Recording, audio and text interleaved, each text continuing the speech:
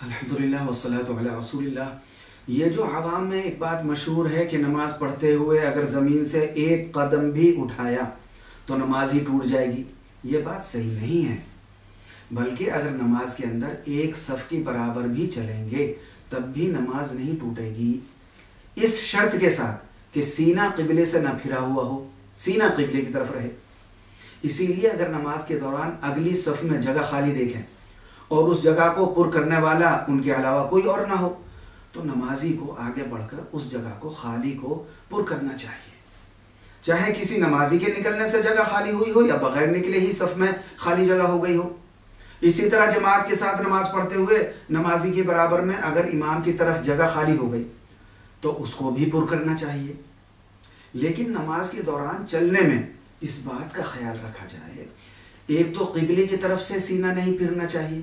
اور کسی ضرورت سے ہو، بغیر ضرورت کے نہیں۔ دوسرے اس بات کا خیال رکھا جائے کہ ایک بار میں صرف ایک صف یا اس سے بھی کم چلیں،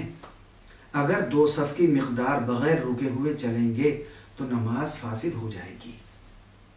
لیکن اگر دو صف یا اس سے زیادہ چلنے کی ضرورت ہو نماز میں تب اس طرح چلیں کہ رک رک کر چلیں، کہ ایک صف کی برابر چلیں پھر ایک رکن کی بقدر رک جائیں، یعنی 3 بار سبحان اللہ کہنے کے بقدر رک جائیں، پھر ایک صف کی برابر چلیں اور پھر ایک رکن کی بقدر رک جائیں۔ اس طرح بھی نماز نہیں ٹوٹتی ہے،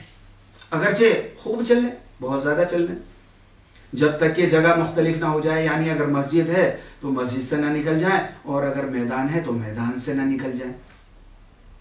یعنی نماز میں اتنا چلنے کی بھی گنجائش ہے اور نماز نہیں ٹوٹتی ہے۔